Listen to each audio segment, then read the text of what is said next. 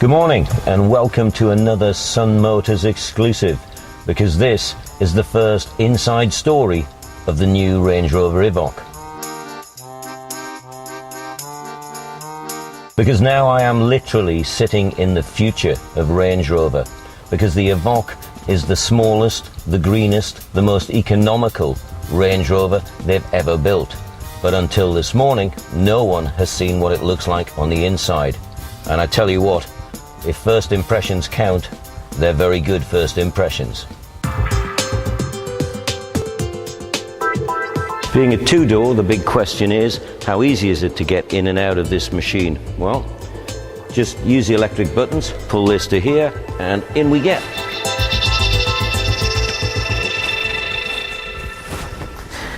When it comes to getting out, I found that easy enough. I'm not sure how ladylike that is when you're doing it.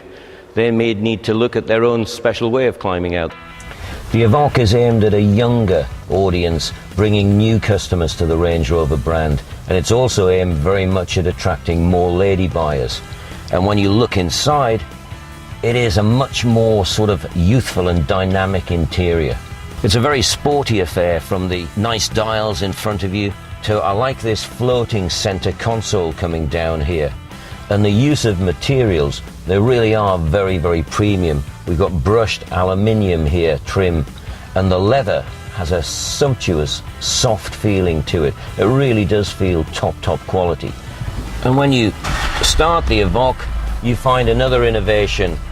Gone is the large gear lever, replaced by this very chic rotary knob. This has come from part of the partnership with Jaguar. This is used on the XF and the XJ, and it really does add something very different to a 4x4. Clearly, being a smaller, more compact Range Rover, the first thing people are thinking is, what's the space like in the rear? Is this just something that looks very, very sporty but loses a lot of practicality? Well, here I am in the rear seat. We've got the seat positioned for a 6-footer in the front, and as you can see, for a smallish adult, space is ideal. Good roof height, knees, I've got plenty of space in between there. And the other thing you find in the back, the leather is beautiful. It is a really soft leather. It's very, very cosseting, and it's nice to the touch as well. And you get yourself a perfect little view in the rear, because there's this stonking panoramic full-length sunroof, which really does look the business. It's a bit like sitting in a giant goldfish bowl, but people in the back will actually enjoy and benefit from that, because you've got quite shallow windows in the rear, so this does tend to bring some much needed light into the back. It is, however, going to be a cost option.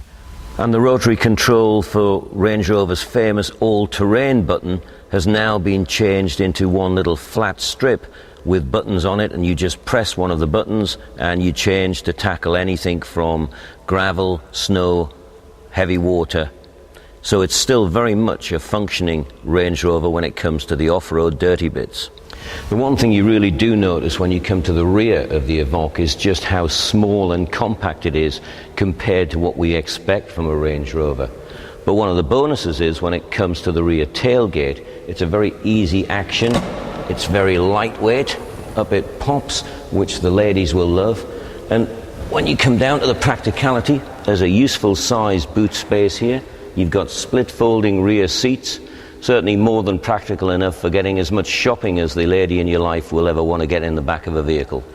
Well, today we've finally seen inside the Evoque, and let me tell you, it's as dynamic on the inside as it is on the outside. In fact, the more I see of this machine, the more I'm totally convinced that this is going to be a mega success all over the world.